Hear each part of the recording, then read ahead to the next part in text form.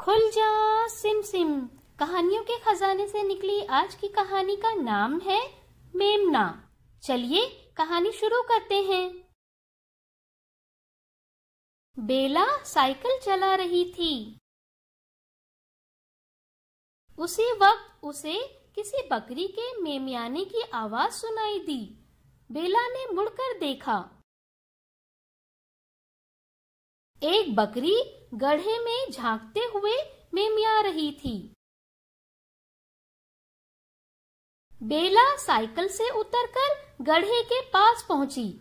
उसने गड्ढे में झांककर देखा। गड्ढे में बकरी का मेमना गिर गया था। वो बाहर नहीं निकल पा रहा था। बेला हिम्मत करके गड्ढे में उतर गई। उसने मेमने को गड्ढे से बाहर निकाल दिया।